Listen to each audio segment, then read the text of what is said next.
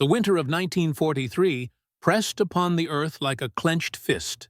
The Eastern Front stretched endlessly, a scar of ice and smoke that divided empires, men, and the idea of mercy itself. Villages had ceased to be villages. They were now coordinates, frozen markers in a war that swallowed everything it touched. Beyond one such village, a scattering of ruined huts and a church tower without its bell, a soldier stood watch. His name, like so many lost to time, was never recorded. Only the record of what he did remained. He had been part of a platoon that once numbered 43. They were assigned to guard an ammunition post, a few crates of mortar shells, 2 machine guns, and a radio that rarely worked. The ground was frozen so hard it cracked underfoot, like old bone. At night, the world disappeared beneath snow and silence. By day, smoke curled from the east, where the front lines shifted like restless ghosts. The soldier did not speak much. The cold made words unnecessary. It was enough to breathe, to watch the horizon, and to wait. The attack came without warning, as most on that front did. It was not an army that approached, but a storm of men. German infantry supported by armored carriers. Their advance was slow but inevitable, like the grinding of iron through frost. The soldiers' unit had been told reinforcements would come within a day. But in war, a day could mean forever. When the first shells landed, the forest lit up like a funeral pyre. Branches shattered, snow turned black with smoke. The men fired until their rifles burned hot in their hands. But by nightfall, only 6 were left. The commander, a man whose face had long forgotten what rest looked like, gave the order to fall back to the village. The soldier, standing nearest the gun emplacement, nodded but did not move. Someone had to hold the line, if only for a while. He told the others to go. They hesitated, then went. By dawn, he was alone. The snow fell heavier, erasing the footprints that led away from the outpost. The silence that followed was almost sacred. Only the wind remained, whispering through the ruins like the last prayer of the living. He checked the machine gun, loaded the last of the ammunition belts, and stacked grenades within reach. His fingers were numb, but his mind was clear. In war, clarity was not courage. It was necessity. From the ridge, he could see the German formation moving again, a gray tide rolling across the white earth. Trucks, soldiers, and the faint glimmer of steel helmets advancing in disciplined rhythm. 300, maybe more. He exhaled, breath turning to fog, and waited. The first volley came at dawn. Rifle fire cracked through the cold. He returned it, each shot measured, deliberate. From his position, he could see men falling, others ducking behind cover. He changed positions often, firing from one trench, then another, making it seem as though many were defending, not one. By midday, smoke covered the field. His coat was torn, face streaked with grime and sweat frozen in the cold air. The radio crackled once, static, then silence. When a German unit flanked his position, he pulled the pin from a grenade and waited until he could see their eyes. The explosion sent snow and blood into the wind. He crawled to another foxhole, dragging his rifle, his heartbeat steady. Hours turned into an eternity, measured only by the rhythm of fire and silence. By evening, they surrounded him. But the fog had begun to roll in from the forest, thick as smoke, swallowing sound and sight. He used it as cover, firing short bursts, retreating deeper into the trenches, making it seem as though there were dozens still alive. That night, the forest glowed faintly from burning wrecks. The German forces pulled back to regroup. He leaned against a wall of frozen mud, eyes half closed, and listened to the wind move through broken trees. He had held the outpost for 12 hours, alone. But the night was not over. From the east, Faint and distant came the sound of artillery. Soviet guns, perhaps a mile or two away. Reinforcements. Hope was a dangerous thing, but in that frozen graveyard, it was all he had left. He reloaded his rifle and waited for dawn. When morning came, it did not bring light, only a gray half-dawn that seemed to rise from the snow itself. The fog had thickened overnight, swallowing the ridgeline and blurring the horizon into a single cold breath. The soldier stirred where he had slept, if one could call it sleep, half buried in a trench, his coat stiff with frost, his hands blackened from soot and gunpowder. The air smelled of iron and burnt oil. The battlefield around him was a wasteland of silence.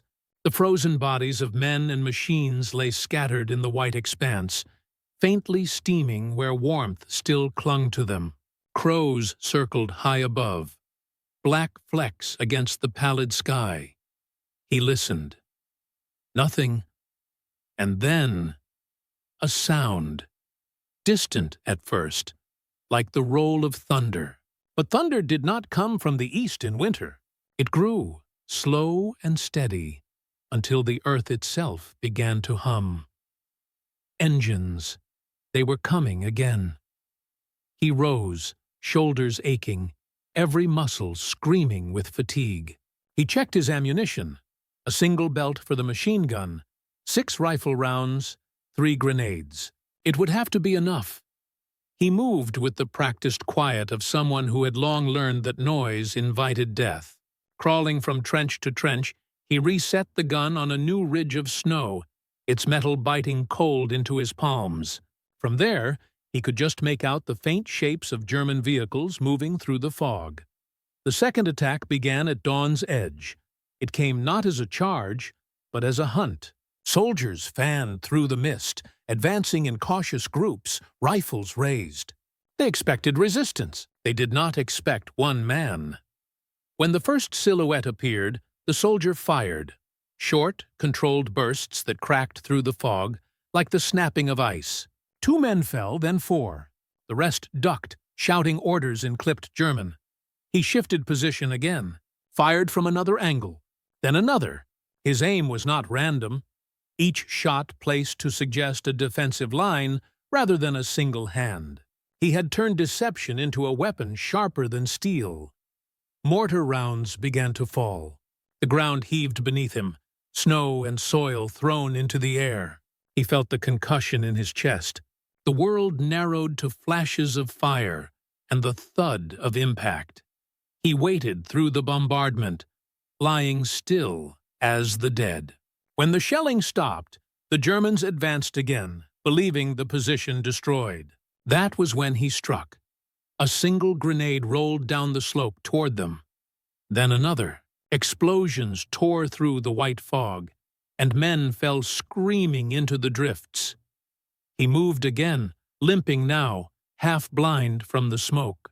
His rifle was nearly empty. The machine gun jammed twice, but he forced it to life with a blow from his frozen fist. By midday, the fog began to lift, revealing a field littered with broken forms. The German line faltered, regrouped, then pulled back. He had held again. For the first time since dawn, the soldier let himself breathe. The stillness that followed was almost unbearable. The kind of quiet that comes only after too much noise. He sat against the wall of the trench, hands shaking, eyes half-closed. His heartbeat echoed louder than the guns had. Somewhere far behind him, artillery rumbled again. The Soviets were still fighting miles away, unaware that one of their own still lived here, holding a ruined line that no longer mattered. The sun broke briefly through the clouds, pale and weak. Its light fell across his face, revealing a boy's jaw beneath the grime. Young. Impossibly young. He thought of the men who had left the night before, of their voices fading into the forest. He wondered if they had made it, if they believed him dead. He wondered if, by surviving, he was simply postponing the inevitable. But there was no room for wonder in war. He drank the last of his melted snow water, tightened his belt, and climbed once more to the ridge. The smoke of burning machines drifted eastward. Beyond it, he saw shapes moving. Fresh reinforcements, perhaps another wave. He did not curse. He did not pray. He simply reached for another belt of ammunition and set the gun in place. In the frozen heart of the Eastern Front, where the world had long since forgotten the warmth of peace, one soldier prepared to fight again, alone, unseen, and unyielding. Evening came not as a sunset, but as a slow dimming of the light, as if the sky itself had grown weary of watching men die. The snow had turned gray from soot and ash, and every breath of wind carried the faint, metallic scent of blood. The soldier crouched behind the wreckage of a half-destroyed gun carriage. His hands were raw, his coat torn. His rifle hung by a strap, barrel scorched black. He had not eaten since the previous morning. Hunger had become as constant as the cold. All around him, silence. No movement in the valley. No sound but the wind sighing through shell holes. He knew better than to believe it meant safety. War had a way of going quiet before it screamed. He cleaned the barrel of his weapon with a torn piece of cloth, his fingers clumsy from frostbite. Then he checked the grenades. 2 left, both rusted around the pin. He set them beside him, within reach. The last belt of ammunition lay in his lap. The metal glinted faintly in the fading light. Each cartridge felt heavier than the one before. He looked out toward the frozen horizon. In the far distance, faint black shapes moved. Trucks, half-tracks, men. The Germans were regrouping. They would come again, before dawn. He took a long breath and let it frost in the air. Behind him lay the remains of his post. A cluster of sandbags, a splintered wooden crate, and a dead comrade whose name he no longer remembered. He had covered the man's face with a scarf earlier that morning. In war, respect was a luxury rarely afforded, but he gave what he could. The cold deepened. Ice gathered on the edge of his lashes. The wind keened through the broken trench, sounding almost like a voice. The memory of all those who had fallen here before. He lit a cigarette with trembling hands. The flame flared, briefly, illuminating his face, sharp, hollow, eyes darkened by exhaustion, yet still alive with that strange clarity men find only when death is near. Then, faintly, he heard it. The crunch of boots on snow.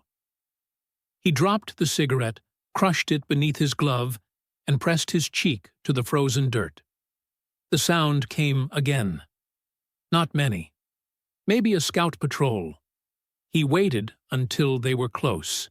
30 meters, 20, then pulled the pin of the first grenade and lobbed it low. It exploded with a heavy, muffled thud, throwing snow into the air. Shouts followed, startled, panicked. He opened fire, each shot measured, deliberate. Figures dropped into the snow one by one, disappearing into the fog. Then silence again. He stayed still for a long time, listening. Somewhere in the dark, a wounded man moaned. The sound was faint, fading. Then, nothing. The soldier reloaded, one bullet at a time. His fingers bled where the skin had cracked open from cold. Above him, the stars began to appear, pale, distant, uncaring. Hours passed. The moon rose. The wind changed direction. He thought of his home, a small village far to the north, a mother waiting by a stove that had long gone cold, a field that would never be plowed again. He thought of his father, who had gone to fight another war and never returned. He wondered if courage was inherited, or if it was simply the last thing a man has when everything else is gone. Sometime past midnight, the attack came. It began with flares, thin arcs of white light rising into the sky, turning night into a ghostly day. Then the roar of engines, The bark of orders, the first machine gun burst. He answered with fire of his own. The muzzle flash painted his face gold and red. The machine gun rattled, steady and unbroken. They came in waves, 3, maybe 4. He lost count. His hands blistered from the heat of the gun. The belt ran dry, and he switched to his rifle. When that emptied, he threw the last grenade. The night became a blur of sound, explosions, cries, the relentless crack of gunfire echoing through the valley. When the final echo faded, he found himself alone again. The ground was littered with shadows. Smoke coiled in the frozen air like the breath of ghosts. He slumped back against the wall of the trench. His chest burned. His vision swam. He had no ammunition left, no strength to move. Only the faint, rhythmic beat of his heart, stubbornly refusing to stop. And so he sat there, through the long hours until morning, a lone figure amid the ruins of war, one soldier against 300, holding a line no one would remember, in a place no one would visit again. Morning came reluctantly. The sky turned from black to gray, then to the pale white of snowlight, the kind that reveals everything and forgives nothing. The battlefield stretched silent and still, frozen in its own memory. Smoke drifted from burnt trucks. The barrels of rifles jutted from snowbanks like gravestones. Somewhere far off, a single engine coughed, then fell quiet. The war, for this small piece of land, was over, at least for a while. He was still alive. The soldier stirred, stiff and half-buried under frost. His breath came shallow, each inhale painful, a reminder that he had outlasted the night. His machine gun lay beside him, its barrel warped from heat, its metal crusted with ice. He tried to stand and nearly fell. His legs refused him, trembling from exhaustion and cold. He leaned against a frozen sandbag wall, staring blankly at the horizon.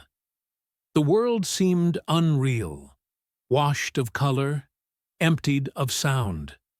The dead surrounded him, sprawled in awkward silence. German helmets half covered by snow, rifles frozen in mid-fall. His own comrades, what few had remained, lay deeper in the trench, still and peaceful, as if asleep. He took a slow step, then another, and made his way toward the edge of the ridge. From there, he could see how far he had held.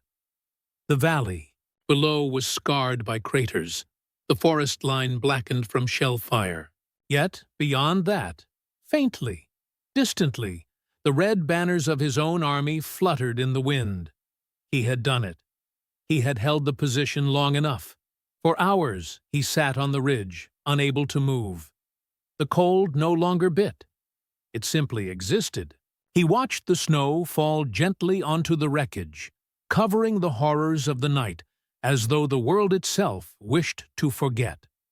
When the first Soviet patrol arrived, they did not believe what they saw.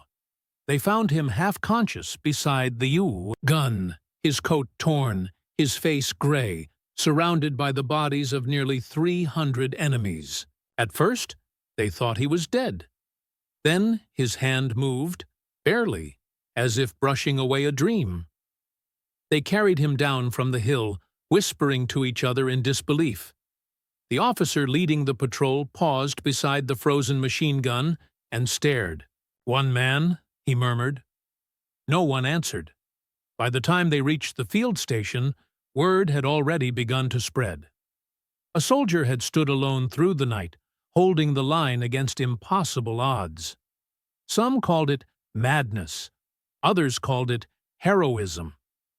In the weeks that followed, fragments of the story reached the front.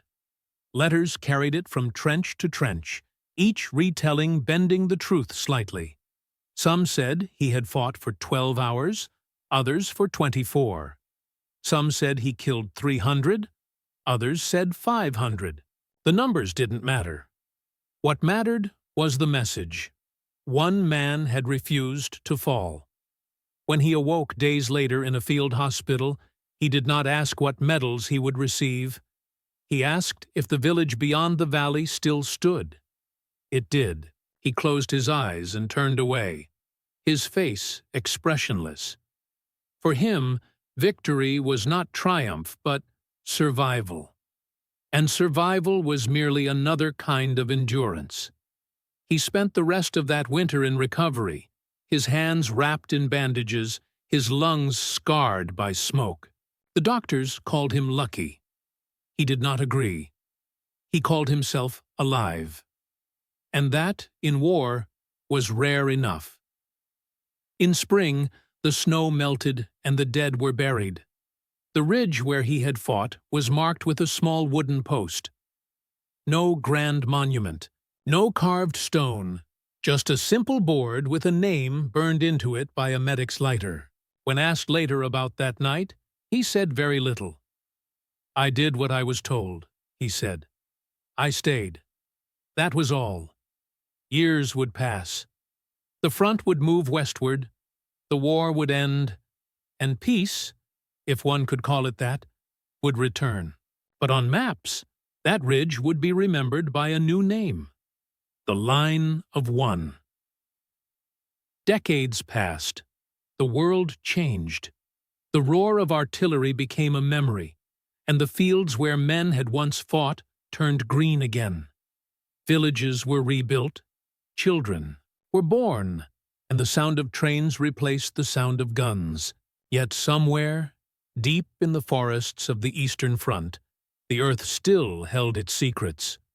Rusted helmets lay buried beneath moss. Shattered rifles rested in shallow graves. And on one quiet hill, where snow still fell heavier than anywhere else, the remnants of a single trench remained. Few remembered the exact battle. Even fewer knew the name of the man who had stood there. But the locals had a legend. They spoke of a soldier who refused to leave his post, who fought through the night when everyone else had fallen. Every spring, when the last snow melted, children would climb the hill and find fragments of metal, twisted shell casings, a piece of a belt buckle, the corner of a canteen.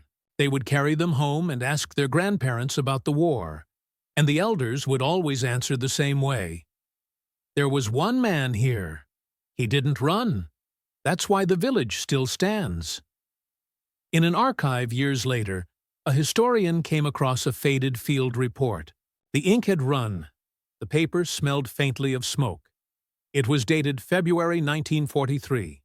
It read, "Position held by single infantryman after company loss. Enemy assault repelled. Estimated enemy casualties, 300 plus. Soldier recovered alive. Name, unreadable." The historian traced the coordinates to a small hill near the Volga Bend. He went there one winter, camera in hand, walking through drifts that reached his knees. The forest was silent. He found nothing but the wooden post, long decayed, its inscription worn away by time. He took a photograph, a black and white image of snow, sky, and the faint outline of what might once have been a bunker. He published it in a small journal under the title, "The Line of One." The image spread quietly. Not viral, not famous, but quietly, like an ember passed from one pair of hands to another. Veterans saw it and remembered. Teachers used it to explain courage. Parents showed it to their children. Years later, a museum curator built an exhibit around that photograph. He gathered letters, uniforms, and relics from the same front. In the corner of the display, he placed a single machine gun, its metal pitted and blackened. Beside it, a plaque read, "Anonymous Soldier, Eastern Front, 1943, held position alone, saved his company, survived." Visitors often stood in front of it in silence. They would stare at the weapon, at the scratches on its grip, at the bullet marks that scarred its barrel. Some would whisper. Others would simply bow their heads. It was said that once an old man came to see the exhibit. He wore a faded uniform and carried a wooden cane. He stood there a long time, his hand trembling on the glass, his eyes misted not with pride, but with sorrow. When a young guide approached and asked if he had known the man who fought there, the old man smiled faintly and said, "No one knew him. That was his strength." Then he turned and left without another word. Outside, snow began to fall, soft, slow, the same as it had on that night so long ago. For the rest of the world, the soldier became a symbol, not of violence, but of endurance, not of victory, but of steadfastness. He had fought not to conquer, but to hold a piece of earth, a line in the snow, a promise that some things must not be given up. Generals had their monuments. Cities had their parades. But the nameless soldier had something rarer, the quiet immortality of a story that would not die. Even now, on cold nights when the wind moves through the birch trees, villagers say you can still hear the faint echo of gunfire on the hill. Not as thunder, but as memory. A single man's stand, stretched across time. No medals, no graves, no name, just the line he held, and the silence that followed.